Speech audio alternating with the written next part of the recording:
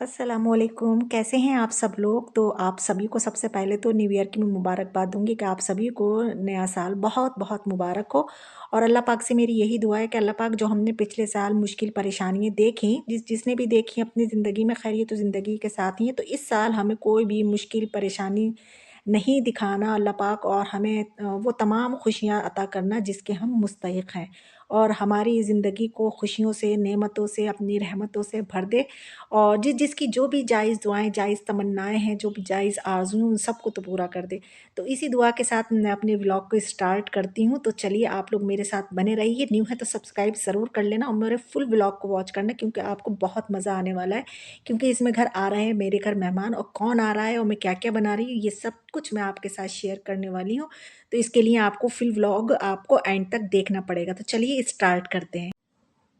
Officially winter जो है ना पूरे अपने शबाब पर है, चाहे वो कहीं पर हो, पहाड़ पर हो या मैदानी इलाकों में हो। तो हम तो ख़ैर यूपी में रहते हैं, तो हमारी यूपी में जो है ना पूरे सारे स्कूल भी बंद कर दिए गए हैं, क्योंकि अब विंटर वेकेशन जो है ना वो स्टार्ट कर दिया गया है, क्योंकि बहुत ज़्यादा ठंड पड़ रही है। तो इस वजह से छुट्टियाँ जो है वो स्टार्ट हो चुकी हैं बच्चों की। तो अब ये संडे मंडे से कुछ नहीं है, अब तो हर वक़्त बच्चों का संडे ही संडे है।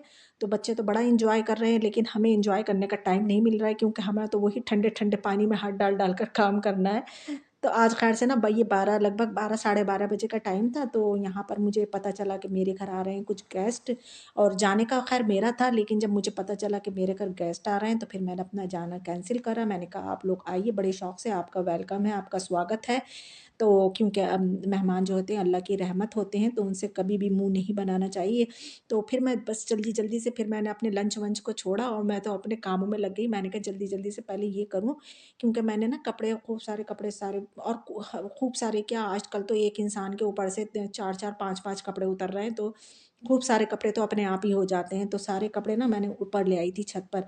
तो छत पर ना ऐसा है कि हमने ना आधी छत पर ना ऐसे टी शर्ट डलवा रखा है। इससे ना ये होता है कि बारिश होती है या अब ये फॉग का टाइम है ना, तो कपड़े साफ आलगनी में ऐसे बाहर डालो ना तो वो गीले होते रहते हैं, कोई फ़ायदा नहीं होता है उनके सूखने का, कोई सूख ही नहीं पाते।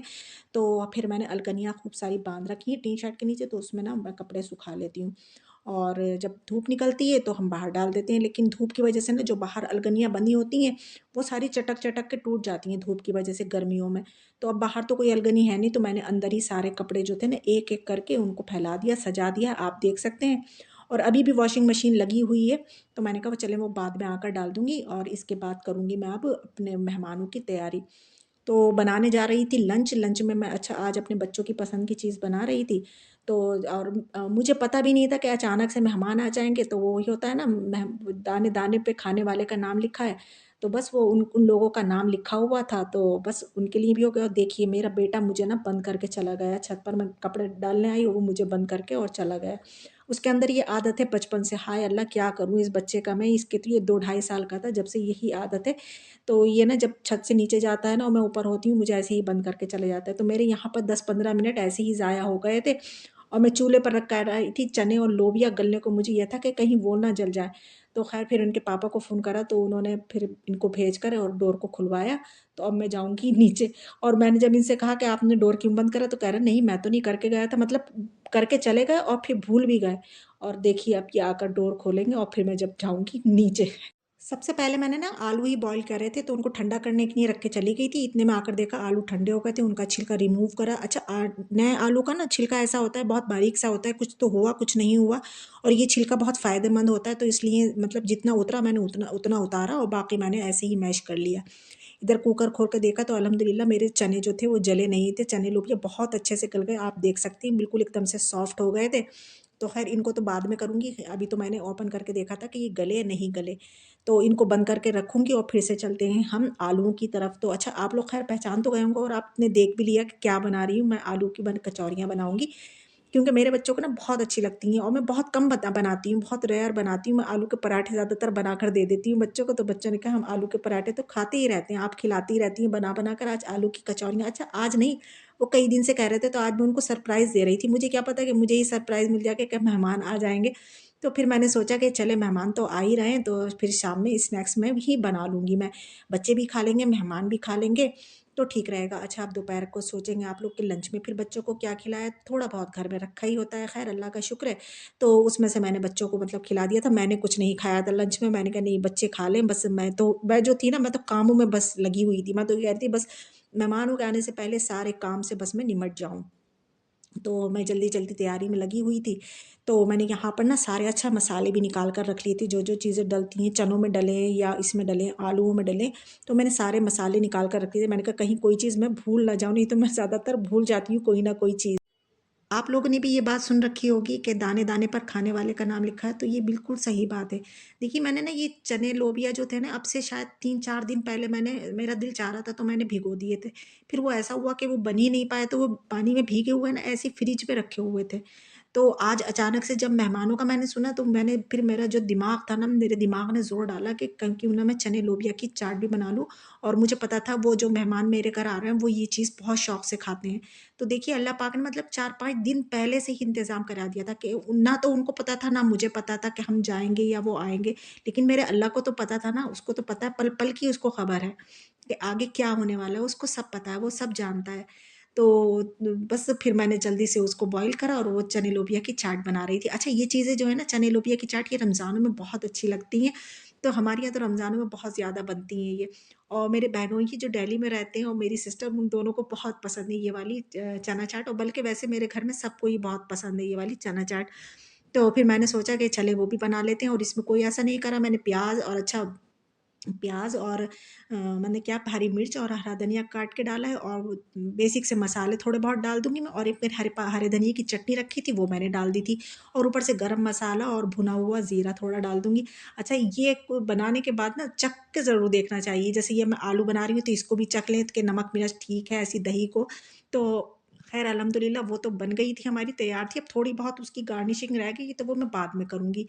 अब ये आलू का जो बैटर था ना, अच्छा, एक बार मैंने बनाए थे आलू के पराठे, तो मुझे मेरी एक सब्सक्राइबर हैं, या तो फ़ातिमा कौसर हैं या फ़ातिमा हारिस हैं, उन्होंने मुझसे कहा था कि अजवाइन ज़रूर डाला करें आप। और वही हुआ, मैं यहाँ पर जो थी ना, अजवाइन डालना जो थी वो मैं भूल गई। मैं कह नहीं रही थी कि मैं कोई ना कोई चीज़ भूल ही जाती हूँ। तो ख़ैर फिर भी ख़ैर हम लोग तो नहीं डालते हैं। ख़ैर मैं सही बताऊँ, हमारे यहाँ अजवाइन नहीं डलती है, ना तो पूरी में बहुत से लोग डालते हैं, ना तो हमारे यहाँ पूरी में डलती है, ना इन चीज़ों में डलती है। क्योंकि हम लोगों को ना अजवाइन का टेस्ट जो है ना इन चीज़ों में अच्छा नहीं लगता है। लेकिन फिर भी मैंने सोचा था, मैंने कहा जब उन्होंने बताया तो चलो मैं डाल कर देखूँगी, शायद अब अच्छा लगने लगे, क्योंकि मतलब टाइम के साथ-साथ इंसान का टेस्ट भी बदलता रहता है। तो ख़ैर फिर मुझे ध्यान ही नहीं रहा। तो यहाँ पर मैंने सारे चीज़ें जो बेसिक से मसाले होते हैं सबसे आता है ख़ैर ये, तो ये मैंने सारे डाले, और फिर नमक मैं आख़िर में मैंने नमक भी निकाल कर रखा था, नहीं तो मैंने कहा मैं भूल जाऊँगी, तो नमक मैंने डाल दिया।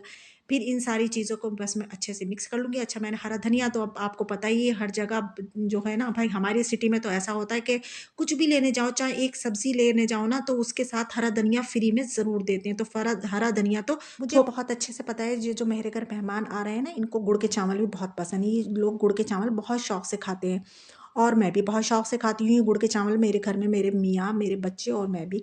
तो मैंने सोचा कि क्यों ना मैं गुड़ के चावल भी बना लूँ साथ-साथ, और हम भी खा लेंगे और वो मेहमान जो आएँगे वो भी खा लेंगे खुशी-खुशी। वैसे मेरा इरादा ये था कि मैं मीठे में ना गुलाब जामुन, मैंने कह दिया था हस्बैंड से कि आप गुलाब जामुन ले आना। फिर मैंने सोचा कि नहीं, गुलाब जामुन रहने दो और गुड़ के चावल बना लो। और जो आ रहे हैं ना, उनको मेरे हाथ के गुड़ के चावल भी बहुत अच्छे लगते हैं, तो मैंने सोचा कि चलिए गुड़ के चावल ही बना लेते हैं। तो जल्दी-जल्दी से गुड़ के चावलों की भी तैयारी कर ली, क्योंकि सेला राइस है ना, इनको कम से कम 2 घंटे भीगना होता है। और इधर मैंने ये सारी चीज़ें कट कर के रखी थी, गवावा, पपाया, और ये जो थी ना पापड़ी, इसको भी मैंने छोटे-छोटे क्यूब्स बना के रख लिए थे। ये जब वो लोग आएँगे तब डालूँगी। तो ये ना थोड़ा क्रंची-क्रंची अच्छी लगती है, नहीं तो अभी से डाल दूँगी ना तो ये सौगी-सौगी हो जाएगी। और ठंड में अगर अंडे खाओ नहीं या खिलाओ नहीं, ये तो हो ही नहीं सकता। तो अंडों को भी मैंने ना भगोने में डालकर, पानी डालकर, नमक डालकर रख दूँगी। नमक से ये होता है कि ना, ये छिलका जो होता है इसका बहुत आसानी से उतरता है, चाहे डेली का नमक डालें या पिसा हुआ नमक डालें, तो मैंने नमक भी डाल दिया था।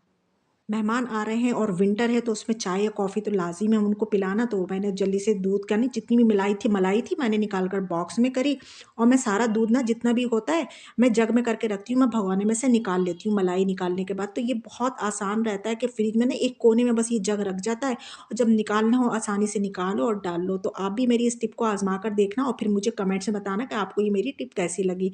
तो अब ना मैंने सारा दूध उसमें डाल दिया था जग में, और बाकी दूध मैंने छोड़ दिया था, जो कि अब मुझे चाय या कॉफ़ी जो भी बनाऊँगी मैं, तो वो मैंने छोड़ दिया था। और अब ना आने में कुछ ही टाइम रह गया था मेहमानों के, तो मैंने सोचा कि जल्दी-जल्दी से कचौरियाँ बना लूँ, क्योंकि अब फिर मुझे उनके पास ही बैठना था और अच्छा नहीं लगेगा, वो आ जाएँगे तो मैं सारे काम ही करती रहूँगी, तो फिर उनको टाइम कैसे दे पाऊँगी।